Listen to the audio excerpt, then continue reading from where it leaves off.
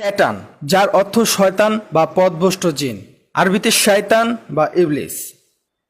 শয়তানের উদ্দেশ্যে অথবা শয়তানকে দেবতা স্বরূপ মেনে বিভিন্ন কুফরি কাজ বা খারাপ কাজ করাকে স্যাটানিজম বলে। যেমন জাদুটোনা, বান মারা, নরবলি, নরহত্যা, নাচ গান, ফিতনা ছড়িয়ে দেওয়া ইত্যাদি ইত্যাদি।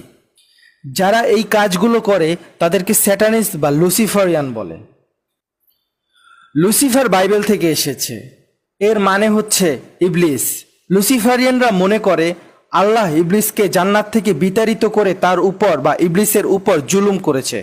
এখন মানুষ যদি তাদের আত্মা শয়তানের কাছে বিক্রয় করে দেয় তাহলে শয়তান অনেক পাওয়ারফুল বা শক্তিশালী হবে এবং সে আল্লাহর বিরুদ্ধে যুদ্ধ করে জিতবে। এই ধর্মকে লুসিফারিয়ানিজম বলে। এখন প্রশ্ন হতে পারে, এই আত্মার বিনিময় হয় কিভাবে? এটা কিভাবে সম্ভব? এই আত্মার বিনিময় হয় জাদুবিদ্যার মাধ্যমে। মানুষ যখন জাদুবিদ্যার সাহায্যে বদ জিনকে হাজির করে তখন ওই জিন বা শয়তান নিজেকে খোদা দাবি করে বসে, অথবা ওই জাদুকরের সাথে লেনদেন করে থাকে। জাদুকর ওই শয়তানের উদ্দেশ্যে বা শয়তানকে খুশি করার জন্য বিভিন্ন কাজ করে থাকে, যেমন নরবলি, নরহত্যা ইত্যাদি ইত্যাদি।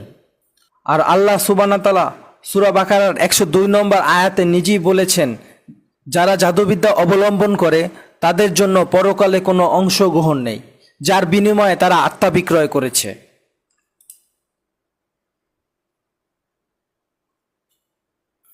আর এই স্যাটানিজমকে কেন্দ্র করে সৃষ্টি হয়েছিল বিভিন্ন ধর্ম বা দেবদেবী। তারা বিভিন্ন রূপে বা বিভিন্ন ধরনের বেশ ধরে জাদুকর ও মানুষের সামনে হাজির হতো,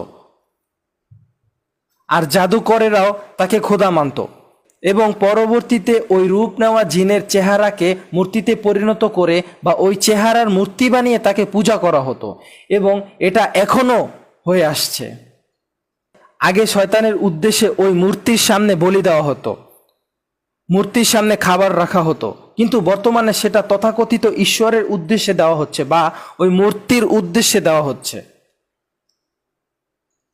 আর আমরা কুরআন ও হাদিস থেকে পাই যে এই মূর্তি বা কোনো জড় পদার্থের পূজা ইবলিস থেকেই সৃষ্ট। আপনারা আদম আলাহিসাল্লামের পুত্র নবী সিদ আলাহিসাল্লাম ও কাবিলের জীবন কাহিনী জেনে আসবেন, তাহলে আপনারা এই বিষয়ে আরও ধারণা পাবেন। এই স্যাটানিজমকে কেন্দ্র করে রয়েছে বিভিন্ন ভাগ বিভাগ, গ্রুপ, সংস্থা ইত্যাদি ইত্যাদি, যেমন Illuminati, Freemason, skull and bone, Knight Templar, kabbalism, occultist, আরও হাজার হাজার গ্রুপ। এরা সেই নবী রাসূলগণদের সময় থেকেই দুনিয়াতে রয়েছে, তবে নবী রাসূলগণের সময় এদের নাম ভিন্ন ভিন্ন ছিল।